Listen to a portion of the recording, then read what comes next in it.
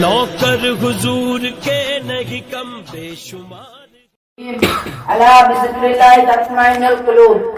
ایک بار شمع بزم ہدایت مصطفیٰ جان رحمت نوبار شفاعت قاسم قنص ختمہ دور رسالت کی بارگاہ عالمہ جہاں سید الملائکہ حضرت جبرائیل امین بھی بلا اجازت نہ جائے. اس بارگاہ کو نیم میں جہاں 70,000 فرشتے 70,000 فرشتے شام حاضری دیا کرے. ہم سب عقیقت و محبت میں درود و سلام کا نذرانہ عقیدت پیش کریں. صلی اللہ علیہ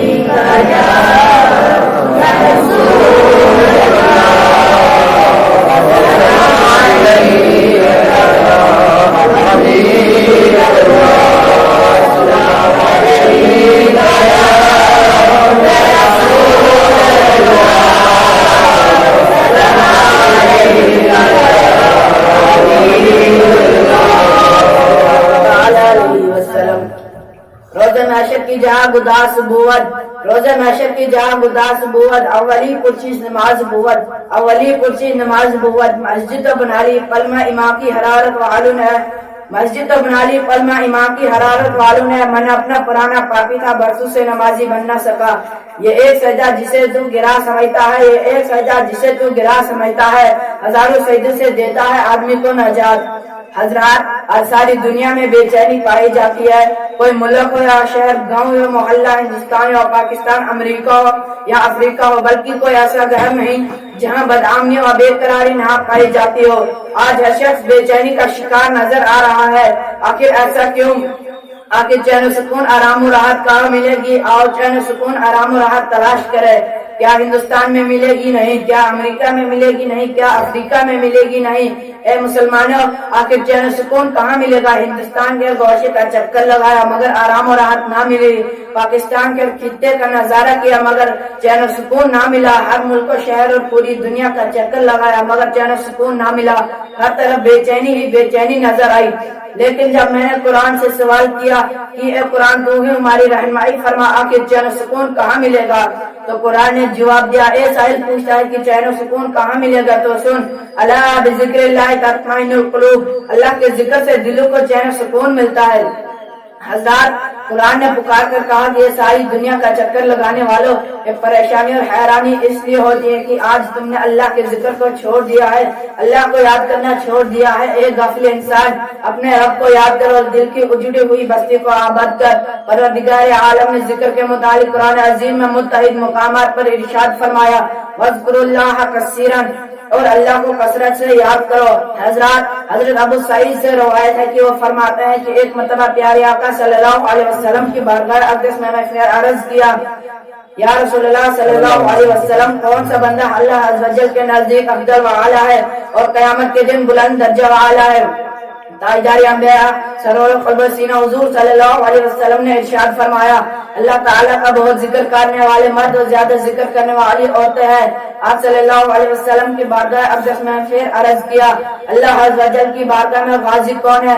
پیارے آقا صلی اللہ علیہ وسلم نے ارشاد فرمایا غازی وہ ہے جو کفار و مشرکین پر اتنی تلوار چلائے کہ تلوار ٹوٹ جائے اور خون میں رنگ جائے مگر اس سے بڑھ کر غازی وہ ہے جو راہ خدا میں جہاد بھی کرے اور ذکر الہی سے غافل نہ رہے. افسوس کی بات تو یہ ہے مسجد سے صدا آتی ہے حی علی الصلاح حی علی الفلاح آؤ کامیابی کی طرف آؤ فلاح کی طرف. مؤذن پکارتا آؤ کامیابی کی طرف لیکن ہم آرام کی نیند سو رہے ہیں بستر پر کھڑاٹے لے رہے ہیں. مؤذن پکارتا ہے الصلاۃ خیر من النوم یعنی نماز نیند سے بہتر ہے. ہمارے کانوں میں اذان کی آواز آتی ہے لیکن اذان کی آواز سننے کے باوجود بھی آرام کی نیند سو رہے ہیں. اللہ تعالیٰ نے نماز کے متعلق ایک ہی جگہ نہیں ذکر فرمایا بلکہ کئی جگہ نماز سے متعلق ارشاد فرمایا. چنانچہ کہیں ارشاد ربانی ہوتا ہے اقیموا الصلاۃ وآتوا الزکاۃ کہیں اس انداز میں ذکر ہوتا ہے ان الصلاۃ تنہی عن الفحشاء والمنکر اور کہیں یوں حکم ہوتا ہے یا ایھا الذین آمنوا طہروا بالصبر والصلاۃ اور کہیں یوں ارشاد فرمایا قد افلح من تزکا وذکر اسماء ربہ فصلی. اللہ تبارک و تعالی نے نماز کے متعلق اپنے کلام مقدس میں الگ الگ جگہ انوکھے الفاظ میں نرالے انداز میں نماز کا ذکر فرمایا ہے. اللہ تبارک و تعالی نے نماز کا کہیں زکات کے ساتھ حکم دیا کہیں فحش باتوں اور برائیوں سے روکنے والے فرمایا. تو کہیں نمازوں کو کامیابی اور پاکیزگی حاصل کرنے والے بتایا، تو کہیں مومن کو حکم دیا کہ صبر اور نماز سے مدد طلب کرو۔ یہی وجہ تھی کہ جناب محمد رسول اللہ صلی اللہ علیہ وسلم کو جب کوئی مشکل امر پیش ہو تو آپ صلی اللہ علیہ وسلم نماز کی طرف رجوع فرماتے۔ جب قیامت قائم ہوگی تو نمازوں کو جنت کی طرف جانے کا حکم ہوگا۔ پہلا گروہ جب جنت میں داخل ہوگا تو ان کے چہرے آفتاب کی طرح روشن ہوں گے۔ فرشتے ان سے پوچھیں گے تمہاری نمازوں کا کیا حال تھا؟ وہ کہیں گے جب ہمیں اذان کی آواز سنائی دیتی تو اس وقت ہم مسجد میں پہلے اسے موجود ہوتے تھے۔ پھر دوسرا گروہ داخل ہوگا جن کے چہرے چاند کی طرح چمکتے ہوں گے۔ ان سے پوچھا جائے گا تمہاری نمازوں کا کیا حال تھا؟ وہ کہیں گے ہم آزان سننے سے پہلے ہی وضو کر لیتے تھے اور آزان سنتے ہی مسجد میں حاضر ہو جاتے تھے۔ پھر تیسرا گروہ داخل ہوگا جن کے چہرے ستاروں کی طرح دمکتے ہوں گے۔ ان سے پوچھا جائے گا تمہاری نمازوں کا کیا حال تھا؟ وہ کہیں گے ہم آزان سننے کے بعد نماز کے لیے وضو کرتے تھے۔ اللہ اکبر! نماز کتنی پیاری عبادت ہے کہ شروع کرتے ہی جنت کے دروازے کھول دیے جاتے ہیں۔ چنانچہ حضرت امامہ رضی اللہ عنہ کا فرمان علیہ الشان ہے کہ بندہ جب نماز کے لیے کھڑا ہوتا ہے تو اس کے لیے جنتوں کے دروازے کھول دیے جاتے ہیں اور اس کے پروردگار عالم کے درمیان سارے پردے ہٹا دیے جاتے ہیں۔ حضرات اللہ تبارک و تعالی فرماتا ہے فاذکرونی اذکرکم، تم میرا ذکر کرو میں تمہارا ذکر کروں گا، تم مجھے یاد کرو میں تمہیں یاد کروں گا، تم میرا چرچا کرو میں تمہارا چرچا کروں گا۔ آئیے ذکر سے متعلق حدیث رسول سماعت فرمائے۔ حضرت ابو صالح نے حضرت ابو ہریرہ رضی اللہ عنہ سے روایت کی اور حضرت ابو ہریرہ رضی اللہ عنہ سے حضرت ابو سعید خدری رضی اللہ عنہ سے روایت کی کہ حضور صلی اللہ علیہ وسلم نے فرمایا اللہ تعالیٰ نے نامہ اعمال لکھنے والے فرشتوں کے علاوہ ایسے سیاح فرشتوں کو مقرر فرمایا ہے جو زمین میں سرگرم سفر رہتے ہیں۔ جب وہ کسی جماعت کو ذکر میں مشغول پاتے ہیں تو ایک سے کہتے ہیں کہ ادھر اپنی مطلوبہ چیز کی طرف آؤ، لہذا وہ سب فرشتے جمع ہو جاتے ہیں اور انہیں آسمان تک گہری میں لے لیتے ہیں۔ اللہ تعالیٰ فرماتا ہے میرے بندوں کو تم نے کس حال میں چھوڑا اور وہ کیا کر رہے تھے؟ فرشتے کہتے ہیں یا اللہ وہ تیری حمد و ثنا کر رہے تھے۔ رب جلیل فرماتا ہے اگر وہ مجھے دیکھ لے تو ان کی کیا حالت ہوگی؟ فرشتے عرض کرتے ہیں اگر وہ تجھے دیکھ لے تو اس سے بھی زیادہ تیری تسبیح و تحمید کریں گے۔ رب پھر فرماتا ہے وہ کس چیز سے پناہ مانگ رہے تھے؟ فرشتے کہتے ہیں جہنم سے پناہ مانگ رہے تھے۔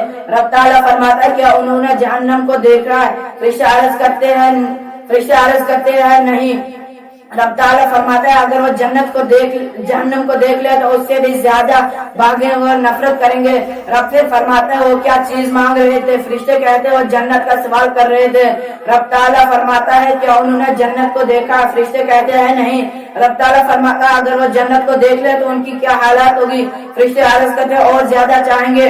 قسم خدا کی مسلمانوں اللہ تبارک و تعالیٰ فرماتا ہے اے فرشتوں میں تمہیں گواہ بناتا ہوں کہ میں نے ان سب کو بخش دیا۔ فرشتے عرض کرتے ان میں فلاں بن فلاں بھی تھا جو کسی ضرورت کے لیے آیا تھا۔ رب جلیل فرماتا ہے یہ ایسی جماعت ہے جس کا کوئی ہم مجلس ہم نشی ہو وہ بھی محروم نہیں رہتے، میں نے اسے بھی بخش دیا۔ سبحان اللہ۔ یاد کر اس بھینک وقت کو کہ جب قیامت برپا ہوگی اس دن کوئی کسی کا نہ ہوگا، نہ ماں بیٹی کی ہوگی، نہ بیٹی ماں کی ہوگی، نہ بیٹا باپ کا ہوگا، نہ باپ بیٹے کا ہوگا، کوئی کسی کا نہ ہوگا۔ ایک مرتبہ کا واقعہ ہے کہ حضرت عائشہ صدیقہ رضی اللہ عنہ نے حضور صلی اللہ علیہ وسلم سے دریافت کیا یا رسول اللہ صلی اللہ علیہ وسلم کیا قیامت کے دن دوست کو یاد کرے گا؟ آپ نے فرمایا 3 جگہوں پر کوئی کسی کو یاد نہیں کرے گا، میزان عمل کے وقت جب تک کہ وہ اپنا ہلکا یا باہری پلڑا دیکھ نہ لے، نامہ اعمال کے ختم ہونے کے وقت یہاں سے دائیں ہاتھ یا بائیں ہاتھ میں نامہ عمل دے دیا جائے گا، اور اس وقت جب کہ جہنم کی آگ کی لپٹ لوگوں کی طرف بڑھتی چلے آئے گی اور کہے گی میں مشرق سرکش متکبر اور اس شخص پر مقرر کی گئی ہوں جو قیامت کے دن پر ایمان نہیں رکھتا تھا، وہ انہیں اپنے شولوں میں لپٹ کر جہنم کی گھاٹیوں میں ڈال دے گی، اور پل صراط پر جو بال سے بال پر تلوار کی دھار سے زیادہ تیز ہے اس پر کانٹے ہوں گے، لوگ اس پر بجلی کی چمک اور تیز ہوا کی طرح گزریں گے۔ حضرت ابو ہریرہ رضی اللہ عنہ سے مروی ہے کہ حضور صلی اللہ علیہ وسلم نے فرمایا اللہ تعالیٰ نے جب زمین و آسمان پیدا کیا تو پھر سور کو پیدا فرمایا اور اسرافیل کو دیا، وہ اسے منہ میں رکھ کر عرش پر نگاہ جمع کھڑے ہیں کہ کب انہیں سور پھونکنے کا حکم ملتا ہے۔ حضرت ابو ہریرہ رضی اللہ عنہ फरमाते हैं कि मैंने अर्ज किया या रसूलल्लाह अल्लाह का सूर क्या है? आप सल्लल्लाहु अलैहि वसल्लम ने फरमाया बैल का एक सींग है। मैंने कहा वो कैसा है? आप सल्लल्लाहु अलैहि वसल्लम ने फरमाया बहुत बड़े दायरे वाला है। किस्म है उस जात की जिसने मुझे हक के साथ मबूस फरमाया। इसके दायरे का कतरा जमीन और आसमान के चौड़ाई के बराबर है। उसे 3 मरतबा फौंका जाएगा, अव्वल घबराहट के लिए, 2 मौत के लिए और तीसरी मरतबा कब्र से उठने के लिए। फिर रूहें उसे निकालेंगी जैसे शहद की मक्खियां जमीन और आसमान के खुले को पुर कर लेती है और नाक के रास्ते से जिस्म में दाखिल हो जाएंगी। फिर फरमाया सबसे पहले मेरी कब्र शक होगी और दूसरी रिवायत में है कि अल्लाह ताला जिब्रील, मीकाईल और इसराफील को जिंदा करेगा। फिर हुजूर सल्लल्लाहु अलैहि वसल्लम की कब्र अनवार की तरफ आएगी, उनके साथ बराक और जन्नती लिबास होंगे। फिर हुजूर सल्लल्लाहु अलैहि वसल्लम कब्र अनवार शक होगी और प्यारे आका सल्लल्लाहु अलैहि वसल्लम जिब्रील को देखकर फरमाएंगे कि ये कौन सा दिन है? जिब्रील अमीन अर्ज करेंगे आपको बशारत हुआ कि सबसे पहले शख्स आप है जिनकी कब्र शक हुई। हजरात अफसोस की बात तो ये है, हजरात कितनी अफसोस की बात है कि आज हम अल्लाह और रसूल को फरामोश कर चुके हैं। कयामत का दिन कैसा पुरखतर दिन होगा, लेकिन उस राइनाक वक्त और पुरखतर वक्त को आज हमने बुला रखा। एक अफली इंसान जब तुम्हें अल्लाह की बारगाह में हाजिर किया जाएगा और जब तुमसे सवाल किया जाएगा कि ये बंदे बता तूने दुनिया में क्या अमल किया है और अपने साथ क्या लाया है। हजरात क़यामत के दिन किसी और चीज के बारे में सवाल नहीं किया जाएगा। अगर सवाल किया जाएगा तो सबसे पहले नमाज के बारे में सवाल किया जाएगा। चुनाचे क़यामत के दिन सबसे पहले बंदे की नमाजें देखी जाएगी। अगर उसकी नमाजें मुकम्मल हो तो नमाजों के साथ उसके तमाम अमाल कबूल कर लिए जाएंगे। अगर नमाजें ना मुकम्मल हो तो नमाजों के साथ उसके तमाम अमाल रद्द कर दिए जाएंगे। लेकिन हजरात नमाज तो क्या, कुछ इंसान ऐसे मिलेंगे आपको शायद पूरे दिन में एक बार भी अल्लाह का नाम लेते होंगे या नहीं।